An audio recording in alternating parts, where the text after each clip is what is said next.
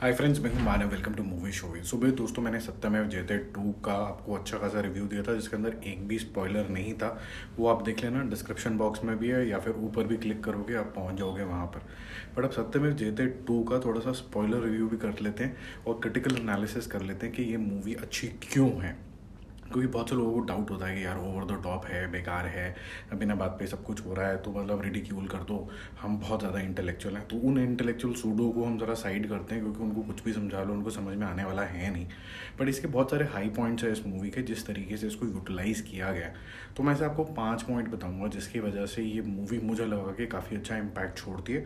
और उसके अलावा इसके कुछ नेगेटिव पॉइंट्स भी हैं, वो भी हम डिस्कस कर लेते हैं। और मैं यहाँ एग्जाम्पल देके आपको समझाऊंगा, ताकि आपको जो थोड़ा सा स्पॉइलर होगा इसके अंदर, विच इज़ ओके, बिकॉज इसको मैं जो सर्कमस्टांसेस यूज़ हुए हैं, ट्रीटमेंट यूज़ हुआ है मूवी का, उसकी रेफरेंस देके बताऊँगा। तो फॉर एग्जांपल जो पहला हाई पॉइंट है इसका, कि हर एक रिलीजन को यूज़ करके और उसके प्लस पॉइंट ऑफ रिलीजन को यूज़ करके जो स्क्रिप्ट लिखी गई है वो बहुत ज़्यादा बढ़िया है। तो अब हर रिलीजन का कोई ना कोई रेफरेंस पॉइंट देखते हो। फॉर एग्जांपल हिंदू में देवियों को बहुत माना जाता है, तो हिंदू देवी दुर्गा इज़ माँ शक्ति, तो उसका रेफरेंस आता है, वो काफ़ी ज़्यादा बड़ा हाई पॉइंट बनता है मूवी के अंदर। ऐसे ही सिख जो होते हैं उनकी एक डायलॉग भी आता है कि हम लोगों को सिर्फ 2 ही चीज़ें सिखाई जाती हैं बचपन से, कुर्बानी और गुरुबानी। अब इतने पावरफुल डायलॉग होते हैं, अब हिट क्यों ना हो। और मुस्लिम्स का बहुत अच्छे तरीके से दिखाया गया कुरान की तरफ प्यार और फॉरगिवनेस। ये सबसे बड़ी टीचिंग होती है इस रिलीजन की, जो उसको बहुत इफेक्टिवली यहाँ पर दिखाया गया है। दूसरा जो पॉइंट है दोस्तों, जो करप्शन है ना, वो हर लेवल पे दिखाई गई है, जिस वजह से जो आपका इंटरेस्ट लेवल है उस करंट मुद्दे में और ज़्यादा घुस जाता है। तो फार्मर्स का तो अभी मुद्दा चल ही रहा है, तो पूरी मूवी के अंदर एक जो अंडर करंट होता है वो फार्मर्स को लेकर रहा है। बेगिंग बाय चिल्ड्रन जो है उसका जो पूरा माफिया है, चाहे वुमेन अब्यूज़ हो, निर्भया टाइप केसेस हों, चाहे पॉलिटिक्स हो, चाहे हॉस्पिटल जो गवर्नमेंट हॉस्पिटल्स में होता है, चाहे वो गंदा खाना खाने से जो बेचारे बच्चे हैं जो स्कूलों में, गवर्नमेंट स्कूल्स में जाते हैं, उनको क्या नुकसान पहुंचता है, पुलिस तो करप्ट है ही है। ये सारे मुद्दे ऐसे हैं जिसमें आपका कोई ना कोई व्यू पॉइंट होगा, और इसको इनकैप्सुलेट किया है मूवी के अंदर बहुत अच्छे तरीके से। और तीसरे नंबर का जो सबसे क्रिटिकल पॉइंट है वो है डायलॉग्स, और इस तरीके के इफेक्टिव फिल्मी डायलॉग्स हैं तो जनरली आपके आँख में ना एक थोड़ा सा आंसू आते हैं और थोड़ा सा दर्द क्रिएट करता है। अब देखो ये सब कुछ ओवर द टॉप है, जब मैं आपको बोल भी रहा हूँ तो आपको ऐसा लग रहा होगा कि यार ऐसे ओवर द टॉप की चीज़ों में कैसे कोई चीज़ फीलिंग इग्नाइट हो सकती है। और वही ब्रिलियंस है डायरेक्टर मिलाप जवेरी की, जिन्होंने ओवर द टॉप के अंदर भी आपके अंदर थोड़े से इमोशंस जो हैं इग्नाइट कर दिए। और चौथे नंबर में अगर ये सब चीज़ें हो रही हो और एक्शन ना, ऐसा हो नहीं सकता, तो एक्शन को इसमें बड़ा ब्रूटल रखा गया है, बड़ा हैंड टू हैंड कॉम्बैट रखा गया है।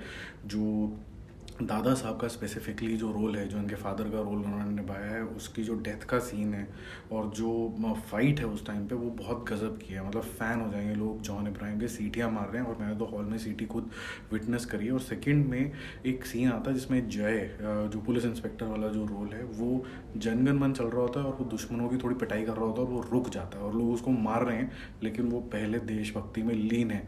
वो जो सीन है वो भी काफ़ी बड़ा इम्पैक्टफुल है, उसके अंदर भी लोग सीट से खड़े हो जाते हैं।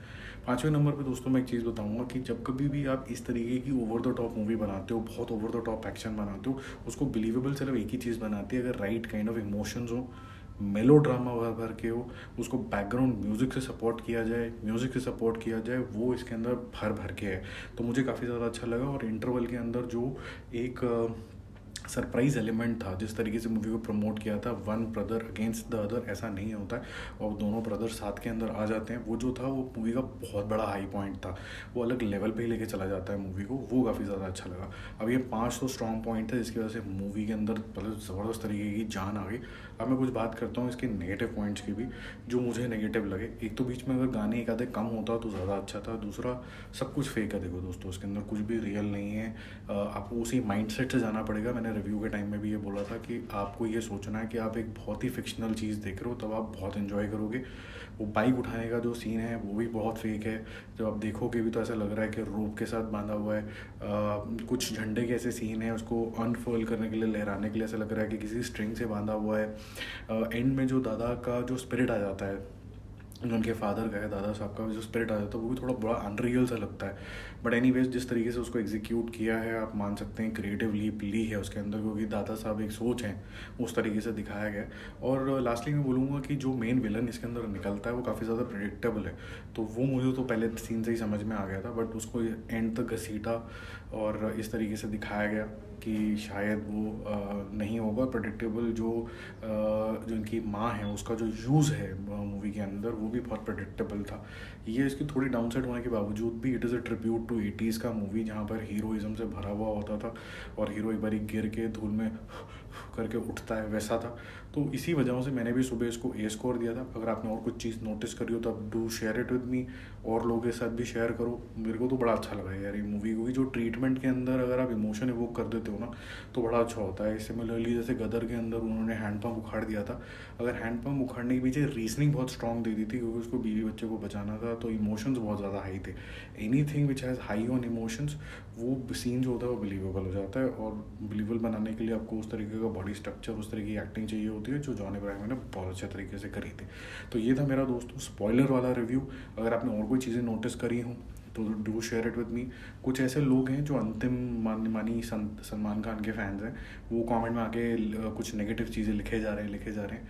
भाई देखो, ऐसा मत करो, तुम दोनों मूवी चल सकती हैं, तुम्हें किसी को रिडिक्यूल करके आगे क्यों बढ़ना है? मेरिट पे चलना दो ना यार। तो इसमें ये भी अच्छी, वो भी अच्छी, अगर ये अच्छी तो अच्छी, अगर ये आपको बुरी लगी तो बुरी, अंतिम अच्छी तो अच्छी, अगर देखेंगे कल अगर वो अच्छी नहीं हुई तो बुरी भी हो सकती है वो। तो थोड़ा न्यूट्रल रहो यार, ठीक है? चलो फिर मिलते हैं एक और रिव्यू और अपडेट के साथ। Don't forget to subscribe the channel. Bye bye.